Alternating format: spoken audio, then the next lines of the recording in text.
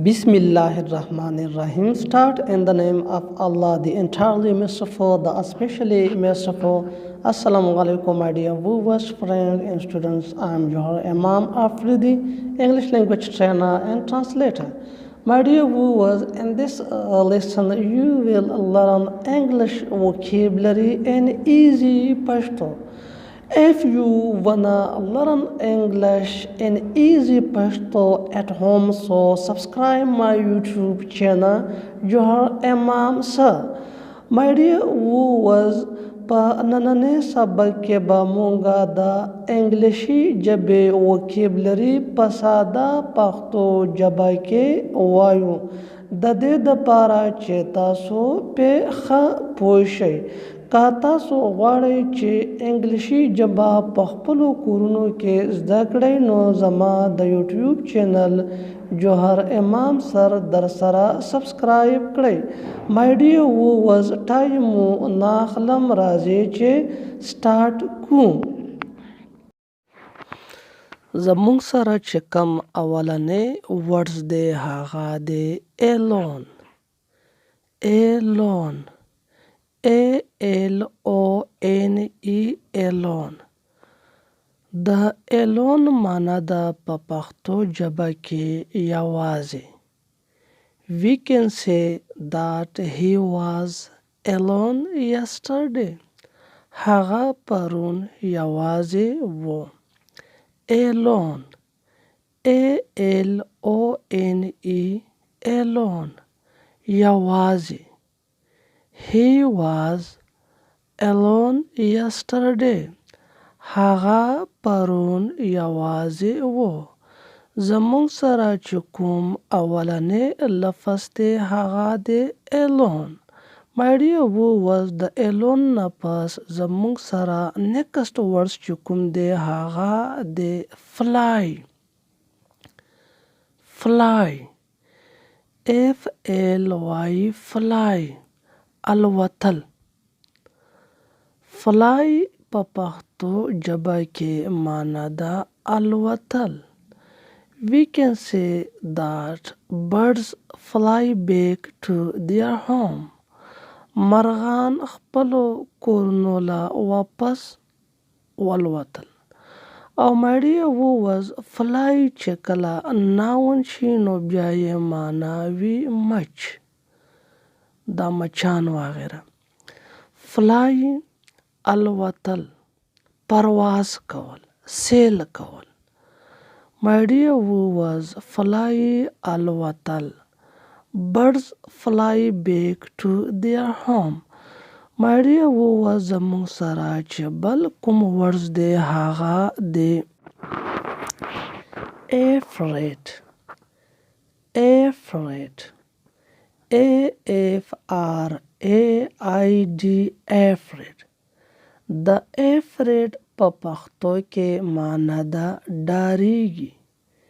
afraid ډاریږي. We can say that you afraid ته ډاریږي. یا موږ داسې هم ویلی شو چې why do you afraid from him. ته د هغه نه ولې یریږي.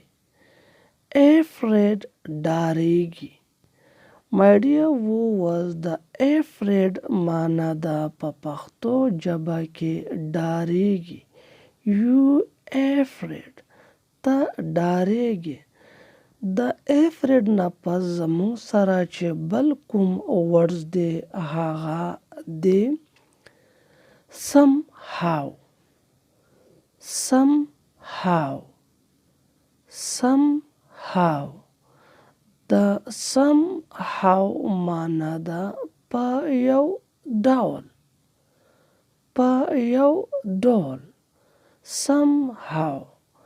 We can say that somehow he has done it. په یو ډول هغه دا وکړو. My dear viewers, somehow په یو ډول. د somehow معنا ده په پښتو ژبه کې په یو ډول. We can say that somehow how he reached home.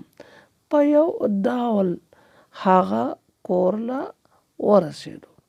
My dear was د somehow نه پس زمونږ سره چې بل کوم ورز دی هغه دی run. RUN run.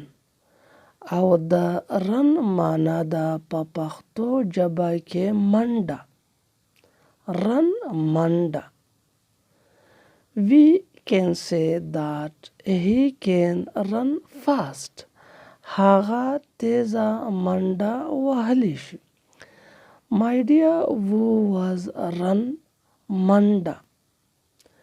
He can run fast. او دا مونږ په جمله کې داسې هم استعمالولی شو چې he cannot run fast. هغه تیزه منډه نشي وهلی. یا چې کله question وي can he run fast. آیا هغه تیزه منډه وهلی شي. د رن نه پس زمونږ سره بل ورس چې کوم دی هغه دی forward. Forward. FORWARD forward. My dear was the forward معنا ده وړاندې. Forward وړاندې. We can say that the boy tilted his head forward. هلک خپل سر وړاندې ځوړند کړی و. Total معنا ده ځوړند یا کاږه هم ویلی شي. نو forward وړاندې.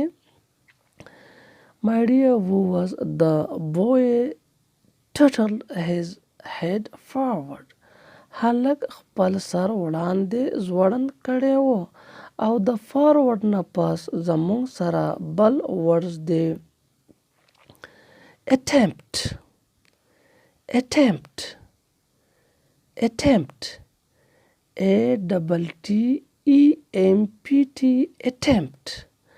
او د attempt معنا ده هڅه چې مونږ ورته کوشش هم وایو.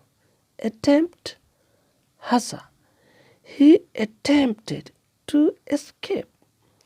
هغه د تښتېدو هڅه کړې وه. attempt هڅه. attempt هڅه. Why did you attempt to escape. تا ولې د تښتېدو هڅه کړې وه. My dear was the attempt نه پس چې زمونږ سره بل کوم ورز دی هغه دی flip. flip. flip. او د flip معنا ده په پښتو ژبه کې رپول یا رپول ورته هم مونږ ویلی شو کله چې د مرغۍ وزر رپوي د الوتو دپاره یا کله کله چې څوک د لاسونه د مټې رپوي نو د دې دپاره استعمالیږي flip. نو we can say that birds flip their wings. مرغه خپل وزر رپوي. من د مرغه چې کوم دی دا خپل وزر رپوي. flip رپول. flip په پښتو کې معنا رپول. او my dear was the flip نه پس زمونږ سره چې بل کوم ورز دی هغه دی brink. brink. BRINK brink. او د brink معنا ده څنډه. brink څنډه. مونږ ورته بیا غاړه هم وایو لکه د نیر غاړه یا څنډه یا د سیند غاړه یا څنډه یا د بل شي څنډه غاړه. نو د brink معنا ده څنډه. We can say that the tree grew on the brink of the river. ونه د سیند په غاړه شوې ده. ونه د سیند په غاړه شوې ده. brink څنډه. My dear ووس د برینک نه پس چې زموږ سره بل کوم ورډز دی هغه دی لیټل. لیټل LITTLE لیټل او د لیټل معنا دا وړوکی کوچنی او بیا لیټل د لږ د پاره هم استعمالیږي. We can say that he is my little brother. هغه زما وړوکی رور دی. Little وړوکی. He is my little brother. My dear ووس دا و زمونږ د نن ورځې سبق او په دې کې مونږه د انګلیشي ژبې چې کومه وکابلري وه کوم ورډز وو د هغې مو په پښتو کې ترجمه وکړه او بیا د ښه پوهېدلو دپاره په سنټینس کې هم استعمال کړل.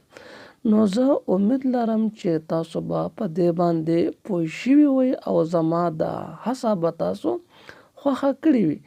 My dear ووس زما دا چینل د دغسې کلاسونو دپاره سبسکرایب کړئ. جوهر امام سر زما د چینل نوم دی او د خپلو ملګرو سره یې هم شیر کړئ. ډیره مننه.